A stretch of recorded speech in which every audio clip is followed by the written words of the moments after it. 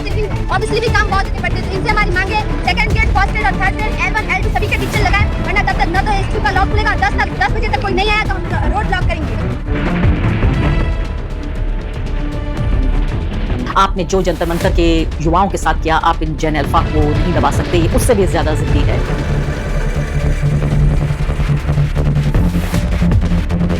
जो कह रहे हैं हम सरकार से मांग कर रहे हैं, इनकी शब्दावली देखिए, एक उम्र होती है हर चीज को सीखने की, लेकिन ये नालायक सरकार, हमारी निकम्मी सरकार, पूरे तरीके से नाकामयाब सरकार, इसने छोटे छोटे बच्चों को सिखा दिया है कि कैसे अपने बुनियादी मुद्दों के लिए उनको लड़ना चाहिए। इसलिए ये बच्चे कह रहे हैं हम किसी से भीख नहीं मांग रहे हैं, हम अपना हक मांग रहे हैं। हो या इनकलाब हो, एक बार शुरू होता है, एक बार आगाज हो जाए तो खत्म कैसे होगा ये कोई नहीं जानता, बल्कि अक्सर ये खत्म नहीं हुआ करता है, चाहे संसार कर दिया जाए, चाहे दीवार में चुनवा दिया जाए, लेकिन जो आशिक हैं और जो इनकलाबी लोग हैं उनकी रगों में कुछ ऐसा दौड़ रहा होता है कि वो किसी चीज से नहीं डरते।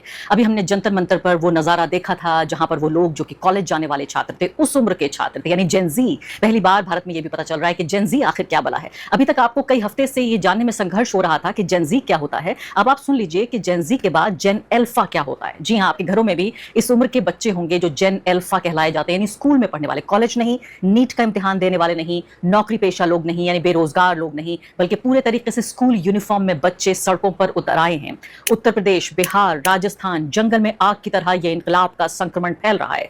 और आप सोचेंगे, फिर पूछेंगे सवाल कि वाकई कौन सी विदेशी ताकतें हैं। मुझे लगता है कि आपको बड़ी बड़ी एजेंसियों को इन स्कूली बच्चों पर जांच बिठा देनी चाहिए कि कौन सी विदेशी ताकतें हैं, कौन से वो लोग हैं जो इनको सपोर्ट कर रहे हैं, चाहे क्या वो पाकिस्तान है, क्या वो अमेरिका है, क्या वो बांग्लादेश है, क्या वो चीन है, कौन सा बड़ा देश इनके पीछे है जो इन स्कूली बच्चों से ये कह रहा है कि आप बिजली के लिए लड़िए, पानी के लिए लड़िए, शौचालय के लिए लड़िए और लड़िए टीचर्स के लिए। अच्छे टीचर नहीं, टीचर्स के लिए, सिर्फ टीचर्स के लिए। स्कूल है, स्कूल का भवन है, स्कूल के भवन में पानी नहीं है, बिजली नहीं है, पंखा नहीं है, शौचालय नहीं है लड़कियों के इस्तेमाल करने के लिए, अगर है भी तो इतना खराब, इतना गंदा कि लड़कियां अगर चली जाएं उसमें तो उनको इन्फेक्शन हो जाए। और सबसे बड़ी बात कि उसमें अध्यापक नहीं है। ऐसे स्कूल हैं भारत में जहां अध्यापक नहीं हैं।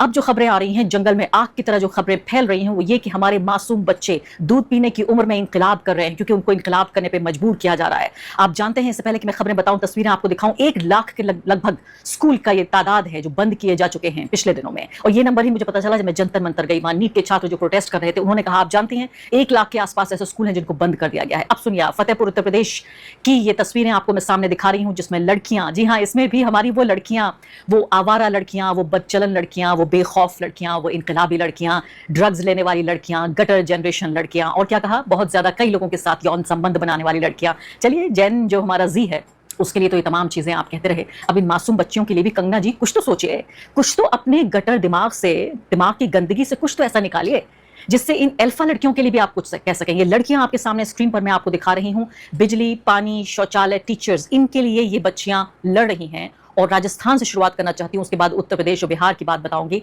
इसमें लड़कियों के साथ छोटे बच्चे भी हैं वहां पर, यानी लड़कियां थोड़ी सी बड़ी उम्र की लग रही हैं कि 12-13 साल की उम्र होगी, बच्चे और भी छोटे लग रहे हैं, 10 साल से भी कम उम्र के लग रहे हैं। और नारे देखिए उनकी, ना किसी से भीख मांग रहे, हम अपना हक मांग रहे। ये छोटा सा वीडियो देखिए। शिक्षा विभाग और सरकार से हमारी ये मांग है कि पीएमसी स्कूल और यहाँ पे एक भी टीचर है, सेकंड ग्रेड के एक भी टीचर नहीं है, और फर्स्ट ग्रेड है उनके अंदर 2 टीचर है, एक है हिस्ट्री के और एक है हिंदी के। और हिस्ट्री के जो टीचर है वो प्रिंसिपल का पद संभाले, तो उनको भी टाइम मिलता है तो भी पढ़ाते, लेकिन ऑब्वियसली भी काम बहुत है तो वो करने पड़ते, तो इनसे हमारी मांग है सेकंड ग्रेड, फर्स्ट ग्रेड और थर्ड ग्रेड, L1 L2 सभी के टीचर लगाएं, वरना तब तक न तो स्कूल का लॉक खुलेगा, 10 बजे तक कोई नहीं आया तो हम रोड ब्लॉक करेंगे।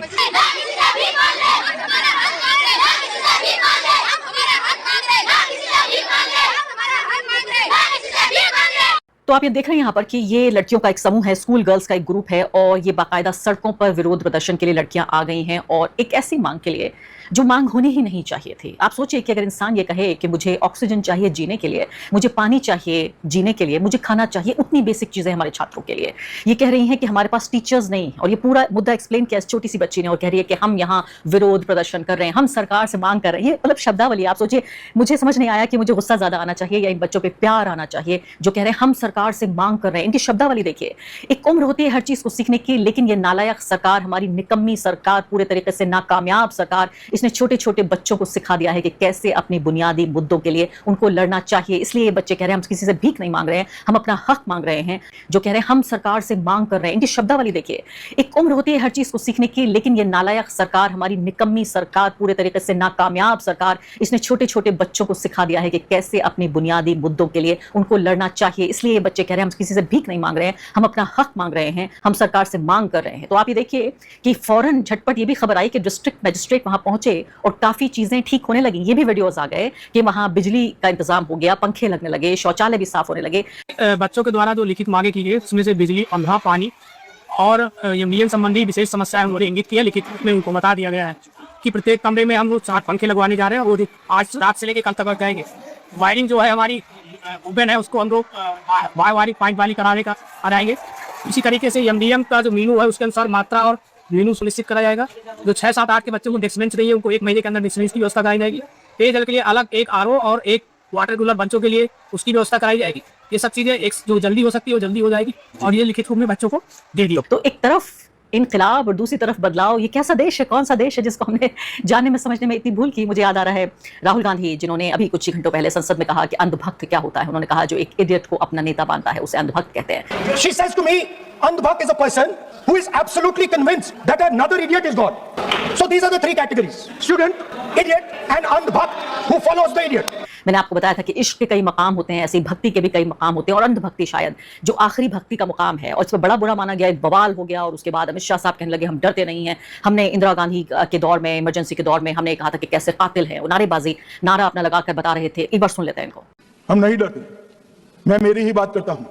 मैं तो 10 साल का था और नारे लगाता था आसाम की गलियां सुनी है, इंदिरा गांधी खूनी है। हम तो वहां से लड़ते लड़ते आए हैं, हम नहीं डरते। मानिए आप देख रहे हैं अमित शाह साहब कह रहे हैं कि वो इंदिरा गांधी से नहीं डरते। तो क्यों समझते हैं कि अगर लोग उस वक्त में वो खुद इंदिरा गांधी से नहीं डरे थे और उनको कातिल कहा गया था, तो इस वक्त नरेंद्र मोदी से लोग क्यों डरेंगे? फिर उस भाषा का इस्तेमाल क्यों किया जा रहा है? प्रधानमंत्री तो वो भी थी और प्रधानमंत्री ये भी। अभी तो कई दशक इस बात के गुजर चुके हैं इमरजेंसी के, और तो जाहिर समाज, लोकतंत्र सब कुछ आगे बढ़ चुका होगा। तो अब आगे बढ़ती हूँ, आपको बताती हूँ कि देखिए अभी तक जो है वो जय भीम के नारे लगाए जा रहे थे और कहा जा रहा था कि ये कौन से माओवादी हैं, ये कौन से नक्सलवादी हैं कि नीट पेपर की लीक के लिए ये प्रदर्शन कर रहे हैं ये लोग। लेकिन जो मांग कर रहे हैं वो भीम की यानी अंबेडकर की तस्वीरों के साथ कर रहे हैं। और इस बात को लेकर कई लोगों को बड़ी समस्या थी। भी बच्चे भी आ गए छोटे छोटे। आप देखिए जय भीम, जी हाँ ये भीम जो है ना, हमारे प्यारे भीम, ये हर जो कमजोर वर्ग का व्यक्ति है, हर व्यक्ति जो मदद मांगना चाहता है, हर व्यक्ति जो अपने अधिकार की रक्षा चाहता है, हर व्यक्ति जो अपना आजादी चाहता है, जो बराबरी की बात करता है, ये भीम न जाने कैसे सबके नेता बन जाते हैं। ये भीम हर तरफ आ जाते हैं, वहीं आ जाते हैं जहां जरूरत होती है। छोटे छोटे बच्चे अंबेडकर की तस्वीरें लेकर कैसे सड़क पर आ गए और उनको मालूम है कि अगर हमें इनकलाब लाना है, अगर हमें क्रांति करनी है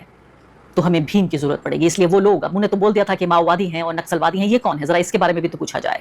तो पूरे तरीके से आप सोचिए सामंतवादी फ्यूडल माइंडसेट के लोग हैं और सोचते हैं कि जो भी महात्मा गांधी की तस्वीर लेकर, जवाहरलाल नेहरू की तस्वीर लेकर, अंबेडकर की, ज्योतिबा फुले की तस्वीरें लेकर, मौलाना आजाद जो भारत के पहले शिक्षा मंत्री थे उनकी तस्वीरें लेकर आता है, वो कहीं ना कहीं से प्रायोजित जरूर होगा। तो भीमराव अम्बेडकर की ये तस्वीरें जो है हाथ में लेकर इंसाफ की मांग करने सड़कों पर ये नन्हे बच्चे उतर आए हैं, क्योंकि ये भी समझ चुके हैं कि पूरे तरीके से बाबा साहब जो हैं वो सिर्फ एक व्यक्ति नहीं है, वो सिर्फ इतिहास में सिमट गई कोई एक शख्सियत नहीं है, वो हैं वो व्यक्ति जिनको जिंदा किया जाएगा हर उस वक्त जब भी हमारा समाज मर रहा होगा। अब मैं अगली खबर आपको दिखाना चाहती हूँ। ये वीडियो देखिए। ये बच्चियां बता रही हैं कि कैसे उनके साथ स्कूल में बदसलूकी भी होती है। ये बच्ची बता रही है कि संतोष मिश्रा छोटी छोटी बच्चियों के साथ गंदी वीडियो देखना चाहता है, यानी उनको दिखाना चाहते हैं। और इन बच्चियों से मनोज नाम का कोई व्यक्ति है जो इन बच्चियों से स्कूल साफ करवाना चाहता है। और ये साफ तौर पर पता चल रहा है कि ये बच्चियां अब ये सब कुछ सहने के लिए तैयार नहीं है। न जाने कहाँ से ये इस तरह के बदमाश आवारा लोग आ जाते हैं जो इस तरह से बच्चियों को परेशान कर रहे हैं। एक बार सुन लेते हैं इनकी बात। बोल रहे हैं कि आजकल ऐसा जमाना आ गया कि हम सभी लोगों को गंदी वीडियो देखना पसंद है और हम सब लोग गंदी वीडियो देखते हैं। संतोष सर बोल रहे हैं। संतोष मिश्रा सर 2 जुलाई को बोले ये बात, 2 जुलाई को टाइम 11 बजे। टाइम 11 बजे नहीं, सॉरी क्या बोलते हैं, 11 बजे अभी 11 बजे। अभी 11 बज रहा है, लेकिन अभी के बाद 7वें घंटे मुझे पढ़ाते 1 बजे आए थे वो। अच्छा।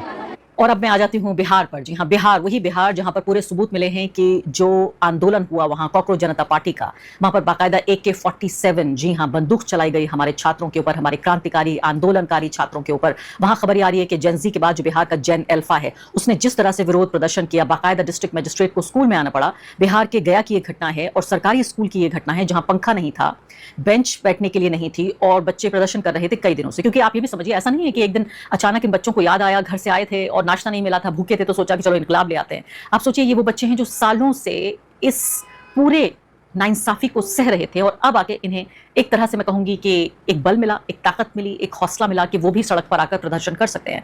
तो यहाँ पर ये बच्चे पहले छोटे कर्मचारी डिस्ट्रिक्ट मजिस्ट्रेट ने भेज दिए तो उन्होंने कहा कि हमें नहीं चाहिए। उसके बाद बात हुई तो उन्होंने कहा हमें डीएम से ही, जिलाधिकारी से ही बातचीत करनी है और डीएम को स्कूल में भेजना पड़ा। अब मुझे लगता है कि पूरे तरीके से चाहे बिहार हो, उत्तर प्रदेश का फतेहपुर हो या फिर हो ये राजस्थान, ये बच्चे रुकने वाले नहीं। और राजस्थान में एक जगह नहीं, कई जगह विरोध प्रदर्शन हो रहे हैं। कहीं के वीडियोस हमारे पास आ रहे हैं, कहीं के वीडियोस नहीं मिल पा रहे हैं। तो मैं आपके लिए एक तरह से क्यूरेट कर रही हूँ, गुलदस्ता तैयार कर रही हूँ, अलग अलग फूलों का वो फूल जो हमें इनकलाब क्रांति के रूप में मिल रहे हैं, अलग अलग राज्यों से मिल रहे हैं, उसका एक गुलदस्ता बनाकर जो वीडियोस वायरल हो रहे हैं या वीडियो जो हम तक पहुंच पा रहे हैं वो हम आपको दिखा रहे हैं। अभी तक हम राजस्थान या बिहार या उत्तर प्रदेश कहीं रिपोर्टिंग के लिए नहीं पहुंचे। और मैं आपको बताना चाहती हूँ कि कई महत्वपूर्ण राज्यों में चुनाव होने हैं कुछ ही महीनों के अंतराल के बाद। पंजाब और उत्तर प्रदेश 2 बड़े राज्य हैं और उससे पहले इस तरह की जो ये क्रांति है, इस तरह का जो इनकलाब है सड़कों पर, ये अच्छी खबर नहीं है हमारे हुक्मरानों के लिए। ये बिहार का ये वीडियो देख लेते हैं।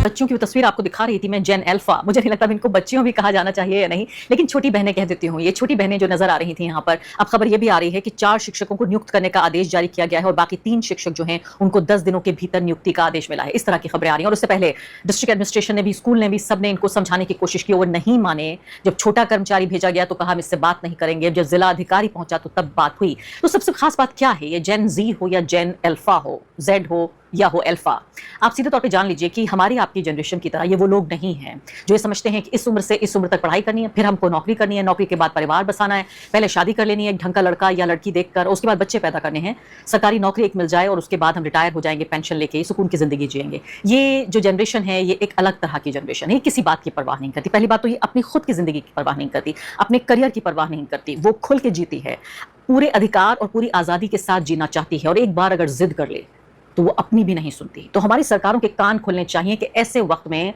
जबकि अभी भी गिरफ्तारियों का सिलसिला, केसेस का सिलसिला लगातार जारी है, हमारी जो वो लोग जिन्होंने जंतर मंतर पर प्रदर्शन किया है, लगातार कॉकरोच जनता पार्टी और वाम दलों में खासकर जो नेहा बोरा हैं, आयसा की जो अध्यक्ष हैं, वो लगातार कोशिश कर रही हैं अपने संगठन के जरिए, सबके जरिए कि वो चुनौती दें पहली बात तो सरकार को, और दूसरी बड़ी बात साथ साथ कि अपने लोग जो इनकलाब में साथ आए उनका साथ देती रहें।